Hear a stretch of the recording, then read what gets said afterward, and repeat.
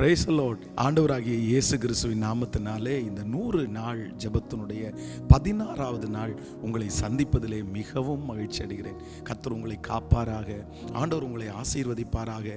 எல்லா ஜெபங்களுக்கும் கர்த்தர் பதில் தந்து இந்த 100 நாளைக்குள்ளே நம்முடைய சூழ்நிலை எல்லாவற்றையும் கர்த்தர் நன்மையாய் முடிய பண்ணுவாராக.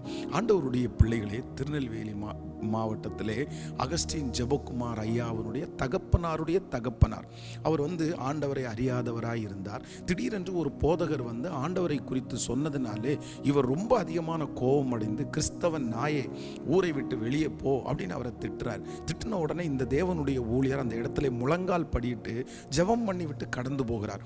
அவர் ஜெபம் பண்ணி விட்டு போன 2 வாரத்திலேயே அகஸ்டின் ஜெபக்குமார் ஐயாவுடைய தகப்பனாருடைய தகப்பனாருக்கு பைத்தியமாய் மாற்றப்பட்டார். 2 ஆண்டுகள் பைத்தியமான ஒரு நிலைமையில இருந்து அந்த 2 ஆண்டு முடிக்கும் போது ஆண்டவர் அவரை நேரடியாக கர்த்தர் சந்தித்து ரட்சித்து, அதற்கு பிறகு அந்த பகுதியிலே அவர் ஒரு திருச்சபையும் கட்டுகிற அளவிற்கு ஆண்டவருடைய குடும்பத்தை கர்த்தர் வழி நடத்தினார். நம்முடைய கண்களுக்கு முன்பாகவே இந்த சாட்சி இருக்கிறது. நான் நம்புகிறேன், எப்பேற்பட்ட கடினமான இருதயமானாலும் என் கர்த்தருக்கு லேசான காரியம். நீங்கள் எடுக்கிற எல்லா முயற்சிகளையும் கர்த்தர் ஆசீர்வதிப்பாராக. ஸோ இன்றைக்கு இந்த 16வது நாள் நான் கர்த்தருடைய சமூகத்திலே ஒரு வார்த்தைக்காக எதிர்பார்க்கும் போது ஆண்டவர் ஏசாயா எழுதின தீர்க்க தரிசன புஸ்தகம் 40ஆம் அதிகாரத்தினுடைய 2வது வசனத்தை எனக்கு ஞாபகப்படுத்தினார்.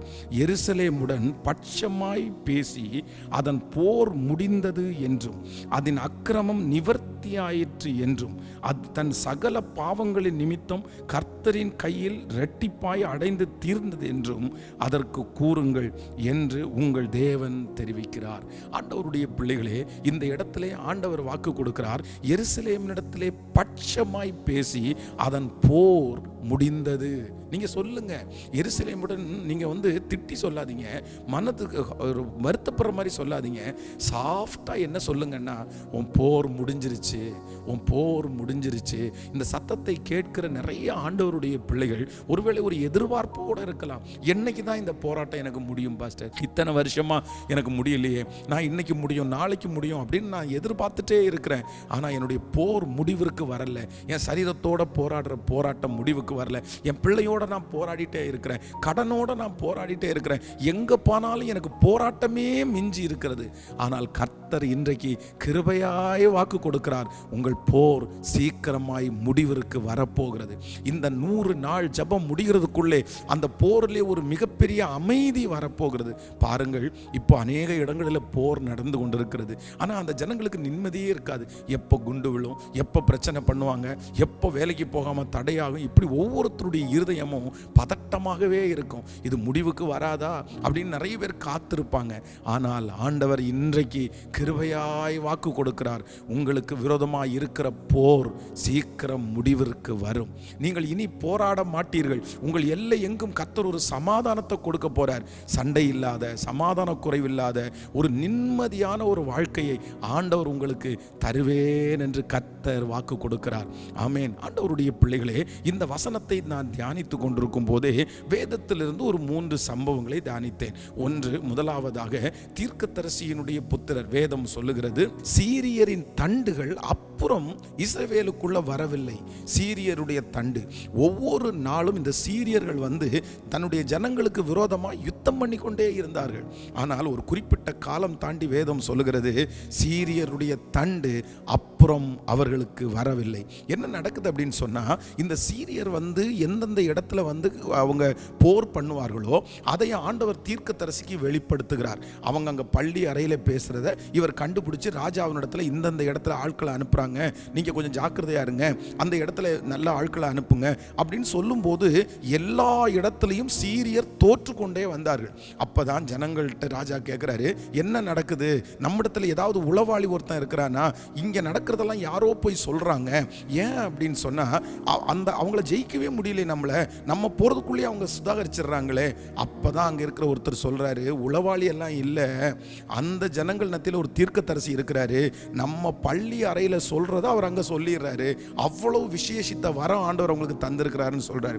உடனே ராஜா எல்லா குதிரை ரதங்கள் எல்லாரையும் அனுப்பி அவரை சிறை பிடிச்சிட்டு வாங்கன்னு சொல்றாங்க. மொத்த பேரும் வந்து நிற்கிறார்கள். அப்பொழுதுதான் அவர்களோடு இருக்கிறதை பார்க்கலும் நம்மோடு இருக்கிறது அதிகம் என்று சொல்லி எல்லாருடைய கண்களுக்கும் குருட்டாட்டம் பிடிக்க வச்சு அவங்கள கொண்டு போய் சாப்பிட வச்சு அதுக்கப்புறம் தீர்க்கதரிசியை அனுப்பி விடுகிறார். அதற்கு பிறகு சீரியர்களுடைய தண்டு அவர்களுக்கு விரோதமாய் வரவே இல்லை. நான் விசுவாசிக்கிறேன், அந்த அற்புதத்தை செய்த தேவன் இன்று உங்களுக்கு ஒரு அற்புதத்தை செய்கிறார். உங்க போற முடிவிற்கு வருகிறார். எப்படி இந்த சீரியர்கள் வந்து தன்னுடைய ஜனங்களுக்கு மனநோவாயிருந்தார்களோ, தொடர்ந்து போராடி கொண்டிருந்தார்களோ, கர்த்தர் அதை முடித்து ஒரு அற்புதத்தை செய்தது போல உங்களுக்கும் எனக்கும் செய்வேன் என்று வாக்கு கொடுக்கிறார். ஆமென். ஆண்டவருடைய பிள்ளைகளே, இரண்டாவதாக வேதத்தில் இஸ்ரவேல் ஜனங்கள், எகிப்தியர்கள் வந்து கிட்டத்தட்ட 430 வருஷம் தொடர்ந்து போராடி கொண்டே இருக்கிறார்கள். விடுதலையா வாழ முடியல, விடுதலையா சாப்பிட முடியல, விடுதலையா ஆராதிக்க முடியல, ரொம்ப அடிமைத்தனத்தில் இருக்கிறார்கள். ஒவ்வொரு ஜெனரேஷனும் முடியும் போதும் ஒவ்வொரு தாத்தா பாட்டியும் தன்னுடைய பிள்ளையிடத்தில் சொல்லிட்டு போவாங்க, இல்லப்பா நீங்க அடுத்த ஜெனரேஷன்ல நீங்க போயிருவீங்க, உங்களுடைய சொந்த ஊர் கானான் தேசத்துக்கு போயிருவீங்க. ஆனால் கிட்டத்தட்ட 400 வருடம் அதற்கு முடிவே இல்லாமல் இருந்தது. ஆனால் திடீரென்று ஆண்டவர் ஒரு நாள் 10 வாதைகளை கட்டளையிட்டு இஸ்ரவேல் ஜனங்களை புறப்பட பண்ணி சரியாக ஆண்டவர் செங்கடலிலே வைத்து இன்று கண்ட எகிப்தியரை இனி என்றும் காண மாட்டாய் என்று கர்த்தர் அந்த செங்கடலே அவர்களை கவிழ்த்து போட்டார். இதுவரையிலும் பயமுறுத்தின, இதுவரையிலும் பின்தொடர்ந்த, இதுவரையிலும் உங்களை விடமாட்டேன்னு சவால் விட்ட அத்தனை ராஜாக்களையும் அத்தனை குதிரை வீரர்களையும் ஆண்டவர் அந்த செங்கடலே மடிந்து போக பண்ணினார். அதற்கு பிறகு அவர்களை தொடரவே முடியாது. இஸ்ரவேல் ஜனங்களை அவர்கள் தேடி வரவே முடியாது. நான் நம்புகிறேன், அந்த போரை ஒரு முடிவிற்கு கொண்டு வந்த அந்த தேவன் இன்று நமக்கும் வாக்கு கொடுக்கிறார். உங்களுடைய போர் ஒரு முடிவிற்கு வரும். நீங்கள் கலங்கி இருக்கலாம், ஐயோ ஆண்டவரே நான் என்ன செய்வேன், எத்தனை நாள் தான் ஆண்டவரே ஆகும், எத்தனை வருஷம் தான் ஆண்டவரே ஆகும், எனக்கு ஒரு முடிவு வராதா, துரத்திட்டே இருக்கிறாங்களே, பிரச்சனை பண்ணிட்டே இருக்கிறாங்களே. ஆனா எப்போ கர்த்தர் வாக்கு கொடுக்கிறார், இல்லை ஒரு பெரிய முடிவை உனக்கு நான் தருவேன் என்று கர்த்தர் வாக்கு கொடுக்கிறார். மூன்றாவதாக நான் வேதத்தில் வாசிக்கும் போது ஏசா யாக்கோபு என்கிறவர்களுக்கு ஒரு மிகப்பெரிய யுத்தம் நடக்கிறது. ஏசா வந்து தன்னுடைய சகோதரனாகிய யாக்கோபை நான் பழி வாங்குவேன், நீ எல்லாத்தையுமே என்னிடத்துலேருந்து ஏமாத்திட்ட, என் சேஷ்ட புத்திர பாகத்தை எடுத்துட்ட, அப்பா உன்னுடைய ஆசீர்வாதத்தை வாங்கிட்ட, அதனால அந்த பழி வாங்கணும் அப்படின்ற உன்னை துரத்திட்ட எத்தனை யாக்கோபு பண்ணினாலும் தன்னுடைய சகோதரனை நினைச்சா பயமா இருக்கும். ஐயோ இவன் நம்மளை அழிச்சிருவான், ஐயோ இவன் நம்மளை கொன்றுவான், எப்ப சமாதானம் ஆவான், என்னத்தை கொடுத்தவனை சமாதானம் பண்ண முடியும். அதற்காக தான் ஏசா தூரத்திலிருந்து வருகிறான் என்று கேள்விப்பட்ட உடனே என்னென்னமோ கிஃப்ட் அவனுக்கு அனுப்புறான். ஆனா எல்லாமே வீணா போனது போல ஒரு சூழ்நிலை.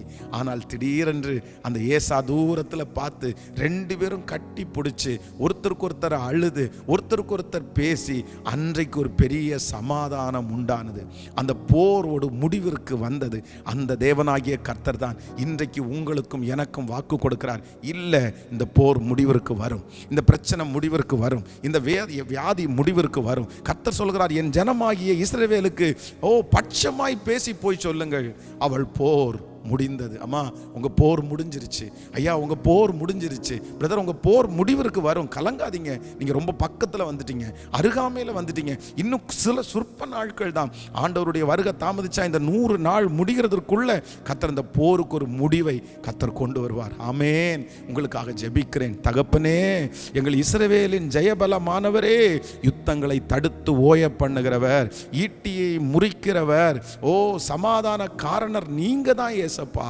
இப்பொழுதும் யாரெல்லாம் இந்த வார்த்தையை கேட்டு, ஆமா என் பிள்ளை போராடிட்டு இருக்கிறானே, என் பொண்ணு போராடிட்டு இருக்கிறாங்களே, எப்ப என் குடும்பத்தினுடைய போராட்டம் முடிவிற்கு வரும், எங்கு பார்த்தாலும் ஒரு யுத்தம் நடந்துட்டே இருக்குது, வேலை ஸ்தலத்துல தொழில் செய்கிற இடத்துல யுத்தம் நடந்துட்டே இருக்குது, யாரெல்லாம் அப்படி வேதனையோட கேட்டு கொண்டிருக்கிறார்களோ அத்தனை பேர் மேலையும் தேவனுடைய மகிமை வைக்கப்படுவதாக, கர்த்தருடைய வல்லமை வைக்கப்படுவதாக. இயேசுவே ஒரு அற்புதம் நடக்கட்டும் ஏசப்பா, நடக்கட்டும் ஆண்டவரே, நடக்கட்டும். அந்த போரை கர்த்தர் ஒரு முடிவிற்கு கொண்டு வருவீராக. ஆண்டவரே, உங்க பிள்ளைகளை அனுப்புகிற ஜெப விண்ணப்பங்கள் அத்தனையும் கேட்டு இந்த 100 நாளைக்குள்ள ஒரு பெரிய சாட்சியாய் நிறுத்துங்க ஏசப்பா. தடைகள் முழுவதுமாய் விலகுவதாக ஆண்டவரே. நன்றி அப்பா. எங்கள் பிள்ளைகள் குடிக்கிற தண்ணீர், சுவாசிக்கிற காற்று, சாப்பிடுகிற ஆகாரம், பண்ணுகிற பிரயாணம் எல்லாத்துலேயும் அப்பாவுனுடைய கரம் இந்த நாள் முழுதும் எங்கள் பிள்ளைகளோடு கூட இருக்கும்படியாக நான் ஜெபிக்கிறேன். இந்த ஊழியத்தை தாங்குகிற கொடுக்கிற ஒவ்வொரு வரையும் கர்த்தர் ஆசீர்வதிப்பீராக. நன்மையும் கிருபையும் உடைய பிள்ளைகளை தொடரட்டும். இயேசுவின் மூலம் ஜெபம் எடுக்கிறோம் நல்ல பிதாவே. ஆமேன், ஆமேன். Praise the lord. God bless you. ஆண்டவர் உங்களை ஆசீர்வதிப்பார். மீண்டும் நாளைக்கு சந்திப்போம். Thank you. Praise lord, praise Lord.